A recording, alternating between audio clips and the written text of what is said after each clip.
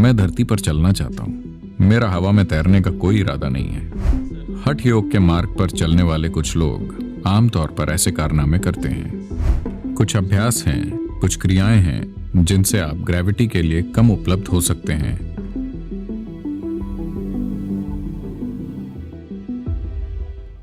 ऐसे कई तरीके हैं या कुछ ऐसे तरीके हैं जिनके जरिए आप ग्रेविटी के लिए कम से कम उपलब्ध हो सकते हैं। कुछ अभ्यास हैं, कुछ क्रियाएं हैं जिनसे आप ग्रेविटी के लिए कम उपलब्ध हो सकते हैं। इसके कारण कोई ऊपर उठ सकता है, यह संभव है।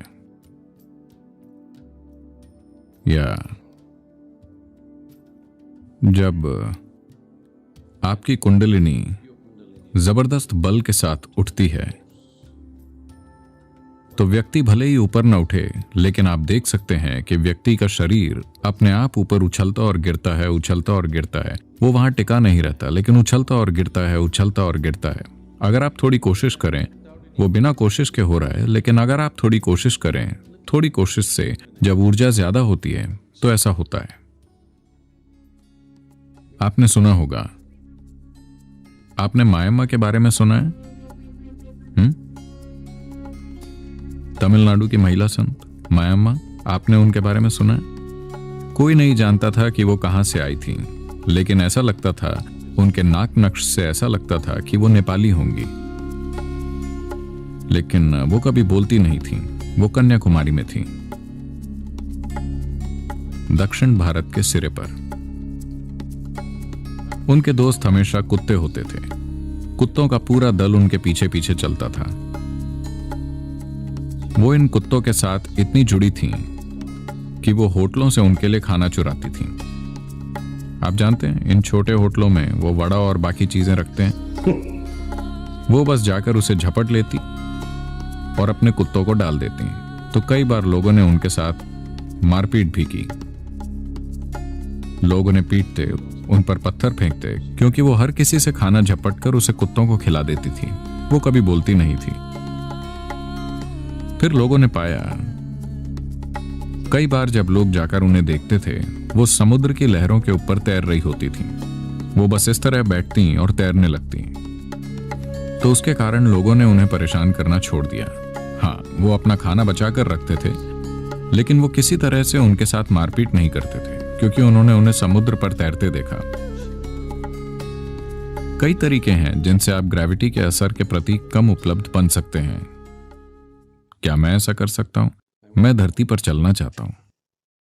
मेरा हवा में तैरने का कोई इरादा नहीं है। हठ योग के मार्ग पर चलने वाले कुछ लोग आमतौर पर ऐसे कारनामे करते हैं। It is of no life significance. इसका जीवन के स्तर पर कोई महत्व नहीं है। अब अगर आप दिन में कुछ मिनट के लिए पानी पर या हवा में तैरते हैं तो वो कैसे आपके जीवन को बदलता है? यहां हमारी पूरी कोशिश ये है कि आप जीवन से होकर गुजरें, जमीन पर ही रहकर, लेकिन आप जीवन से गुजरें, चाहे आपके जीवन में कुछ भी हो, चाहे आप जिस भी तरह के हालातों का सामना करें, आप जीवन से अछूते रहकर निकलें, अभी भी एक बच्चे की तरह, जैसे आप पैदा हुए थे। आपके जीवन में कितनी भी चीजें हों, उससे फर्क नहीं पड़ता। कितनी भी चीजें गलत हों, हर चीज बिल्कुल गलत हो जाए, हर दिन एक संकट हो, लेकिन फिर भी आप जीवन से अछूते रहकर निकलें, ये एक चमत्कार है। मैं चाहता हूं कि आप सभी ये चमत्कार करें। अगर आप अपनी मौत के समय ऐसे हों जैसे अभी पैदा हुए हों, तो इसका मतलब है कि आपने जीवन से अछूते होकर निकलने का अद्भुत चमत्कार किया है। That's possible.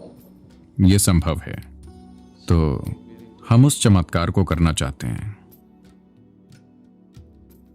हवा में तैरना, पानी पर चलना। उसके साथ आप क्या करेंगे? 3 दिन अगर आप पानी पर चलेंगे तो अच्छा लगेगा, जब लोग आप पर ध्यान देंगे। हर दिन अगर आप पानी पर चलना शुरू कर दें तो कोई आपको नहीं देखेगा। वो सब अपनी स्पीड बोट लेकर सर्र से निकल जाएंगे। फिर आप भी सोचेंगे कि काश आपके पास बोट होती, है ना?